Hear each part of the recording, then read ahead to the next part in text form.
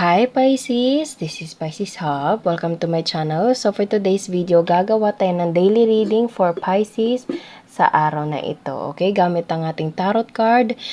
Alamin natin kung ano yung mga posibleng mangyari, mga gabay mensahe for Pisces para sa araw na ito. Okay, so this is a timeless reading po. So kahit anong araw, buwan o taon mo to napanood and magtugma, mag-resonate po sa sitwasyon, take lang. Okay, so reminder lang po na ito ay general reading Pisces. So, pwede pong mag-resonate, pwede pong hindi, okay? And, ang lalabas dito ng mga genders, mga energies ay pwede po sa feminine or masculine.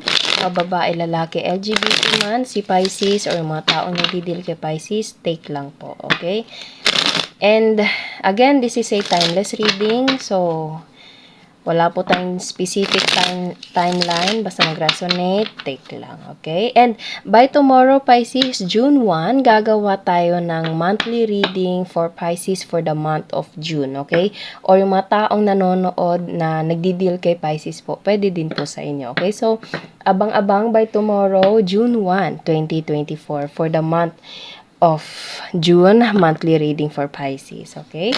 So, pero as of now, gawa tayo ng daily reading for Pisces sa araw na ito. Shuffle muna natin to. Okay, so, ano po ang mga posibleng mangyari, mga gabay, mensahe nyo po para kay Pisces para sa araw na ito. Ano po yung mga posibleng Eight of Pentacles, working, trabaho. Pwedeng you're working hard right now, Pisces. Meron kang project, meron kang pinag-iipunan, okay? Meron kang ginagawa na pinagkakaabalahan ngayon, Pisces. Okay? So, it's all about work. Work, okay? So, maganda yun. Okay? Maganda yun. Ayun. So, kasi meron kang mga pangarap sa buhay, may mga dreams, may mga gusto kang parang gusto kang mabili. Gusto mong mabili, okay? So, gusto mong mabili, Pisces, okay? So, meron kang mga bagay na gusto mong bilhin na, kumbaga dati hindi mo na-afford, pero ngayon, kumbaga para siyang, sobra mo siyang na-appreciate, kumbaga ginagawa mo siya as reward of yourself, so for doing so much, for hard working so much, okay? Kumbaga, meron kang pinag-iipunan, meron kang gustong bilhin, meron kang gustong gawin, okay, na gusto mo talaga, Pisces, okay? Kasi meron tayo ditong, ano ba to? 7 of Cups. Okay, ayun. 7 of Cups nga siya, and meron tayo ditong 9 of Cups. So, pwede din ito ay merong connection sa love, kasi meron tayo ditong Cups, okay? Or someone na dinidil mo na meron kang connection emotionally, okay? Pero kung hindi naman, it's all about working, saving, para mabili or magawa yung gusto.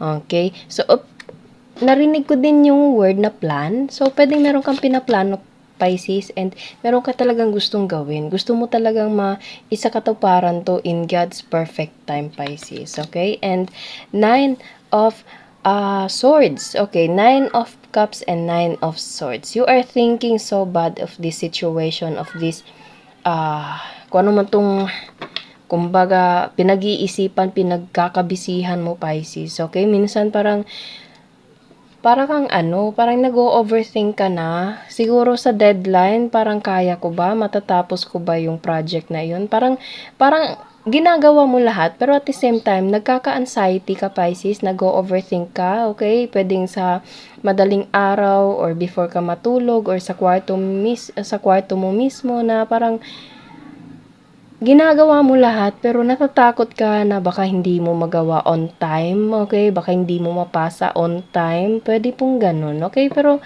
again, as long as you did all your best, okay? Gawin mo lang, okay? Wag unahin yung takot, okay? Wag unahin yung pressure. As long as ginawa mo, kung malate man ng very light, it's okay. Okay, pwede naman siguro pag-usapan kung pwede po. Okay, so, what I'm trying to say is, don't put so much pressure on yourself, Pisces. Relax lang, okay? Kasi matatapos mo din yan, mabibili mo din yan, magagawa mo din yan. Okay? Huwag mong hayaang hindi ka makatulog kasi sa sobrang trabaho mo, sa sobrang hardworking mo, you need rest, Pisces. You need sleep. You need to take care of yourself, Pisces. Okay? Kung ano man yung pinaplano mo. Okay? So, ano pa po ang message niyo po for Pisces sa araw na ito? Oh, wow! Ang ganda! Magician and 10 of Cups. It's all about happiness. It's all about manifestation, Pisces. After the pressure, after the hardworking, ito na yung outcome nito. Okay, so, wag mong problemahin yung bagay na hindi naman nangyayari, Pisces. Wag mag-overthink kasi everything will fall into place. Okay? Gagabayan ka ng ating Panginoon. Always pray to Him, okay? And surrender everything to God and gawin mo yung gusto mo. Okay? Don't put so much pressure on yourself. Be kind of yourself, Pisces. Okay? Kasi lahat is mag-work out for you. Tiwala lang. Okay? Kasi meron tayo ditong the Magician and 10 of Cups, Pisces. It's all about happy family. Okay? So, pwedeng merong isang tao yung ganito na gusto kanyang mapasaya or pwedeng ikaw to mismo, Pisces, na gusto mo magawa talaga, gusto mo talaga itong mangyari kasi ito yung nagbibigay sa'yo ng kasiyahan, pwedeng hindi lang sa'yo kundi pati pamilya mo, okay? Kumbaga, ginagawa mo talaga lahat, Pisces. Okay? So, kung ano man yung pinag-o-overthinkan mo dyan, okay? Anxiety attacks, okay? Or something na medyo nape-pressure ka, ano lang, parang be kind to yourself, Pisces. Magagawa mo din yan. Matatapos mo din yan. May sasakatuparan mo din yan. Maaabot mo din yan, Pisces. Okay?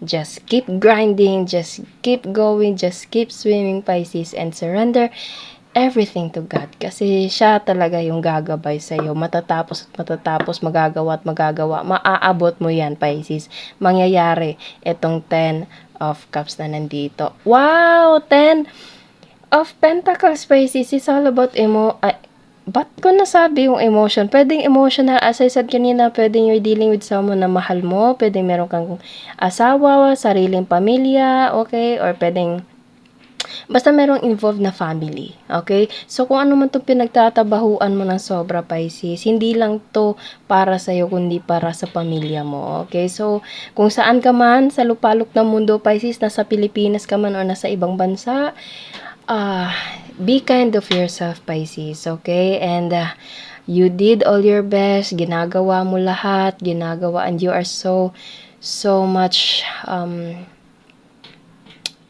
good, great person na kumbaga maraming nagmamahal sa'yo, Pisces, okay? And alagaan yung sarili, surrender everything to God, and just relax, okay? Mangyayari, magagawa mo din yan, okay? Kasi merong gagabay sa'yo, which is ang ating Panginoon, okay? Surrender everything to Him, just do all your best, and mangyayari yung gusto mo. In God's perfect time, in His will, in His way, okay?